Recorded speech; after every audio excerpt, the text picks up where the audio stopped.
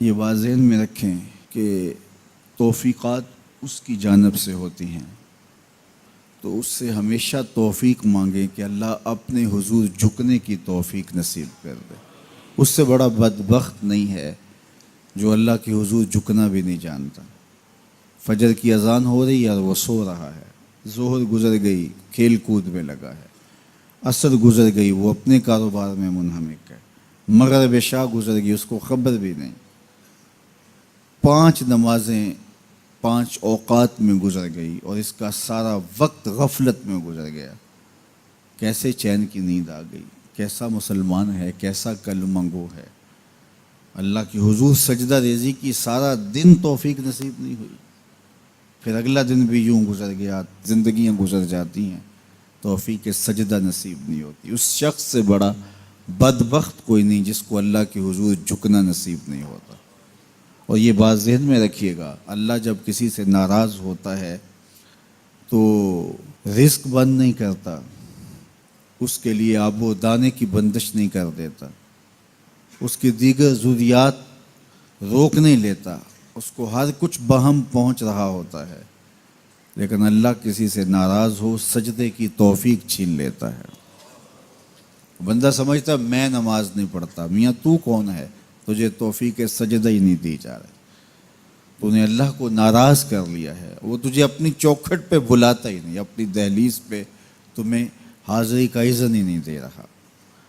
تو اس سے معافی مانگو اور 5 گانا باجماعت نماز شعار زندگی بناؤ۔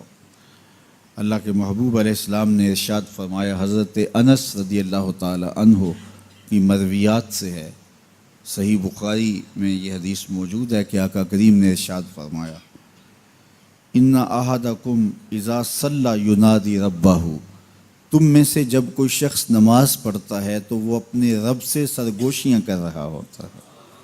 یہ اپنے رب سے ہم کلام ہونا ہے۔ حضرت سہل بن عبداللہ تستری کسی جنگل میں رہتے تھے، کچھ لوگ انہیں ملنے گئے تو کسی نے پوچھا واپسی پہ کہ حضرت یہاں تنہائی میں دن اور راتیں کیسے کاٹتے ہو؟ تو حضرت سہل نے کہا تمہیں کس نے کہا ہے میں تنہا رہتا ہوں؟ کہا کسی نے کیا کہنا تھا، ہم خود دیکھ رہے ہیں آپ تنہا ہیں۔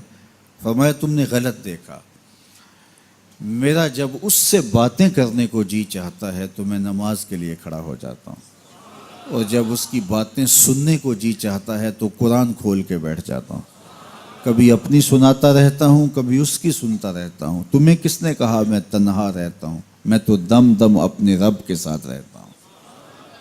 تو جو نماز پڑھتا ہے وہ اپنے رب سے سرگوشیاں کرتا ہے، وہ اپنے رب سے بات کرتا ہے، اپنے رب سے ہم کلام ہوتا ہے۔ تو خوش نصیب لوگ جنہیں 5 گانا نماز نصیب ہوتی ہے، اور پھر اگر اس کے آداب کی رعایت کے ساتھ نصیب ہو، نماز پڑھنے کا جو انداز ہے وہ نصیب ہو جائے، جیسا کہ حدیث احسان میں ہے، جبریل امین نے حضور سے کچھ سوال کیے تھے، ان میں سے ایک سوال تھا حضور احسان کیا ہے؟ تو فرمایا تو اپنے رب کی عبادت اس طرح کرے کأنک تراہ، گویا تو اسے دیکھ رہا ہے، یہ تیری کیفیت ہو کہ تو اپنے رب کا دیدار کر رہا ہے۔ اللہ اکبر۔ حضرت سیدنا علی المرتضیٰ رضی اللہ تعالی عنہ سے کسی نے پوچھا کہ جس رب کی عبادت کرتے ہو کبھی اس کو دیکھا بھی ہے، کبھی اس کیفیت سے بھی گزرے ہو؟ تو فرمایا لم اعبد ربا لم اراہ، جب تک دیکھتا نہیں سجدہ ہی نہیں کرتا۔ تو اپنے رب کی عبادت ایسے کرو کہ تم گویا اسے دیکھ رہے، اور اگر یہ کیفیت تمہاری پیدا نہیں ہوتی تو کم از کم اس کیفیت میں آؤ کہ تمہارا رب تمہیں دیکھ رہا ہے۔ اور یہ تصور بھی کون سا کم ہے کہ میرا مالک مجھے محبت کی نگاہ سے دیکھ رہا ہے، اس تصور میں سرشاری طاری ہو جاتی ہے کہ میرا مالک مجھے دیکھ رہا ہے۔ تو وہ انتہائی کیفیت ہے کہ اپنے رب کی عبادت اس طرح کرو کہ گویا تم اسے دیکھ رہے ہو، اور اگر وہ کیفیت طاری نہیں ہوتی تو اس کیفیت میں ڈوب جاؤ کہ وہ تمہیں دیکھ رہا ہے۔ اگر یہ کیفیت بھی نصیب ہو جائے تو نماز کی لذت نصیب ہو جائے، نماز کا سرور نصیب ہو جائے، نماز کا حظ پیدا ہو جائے۔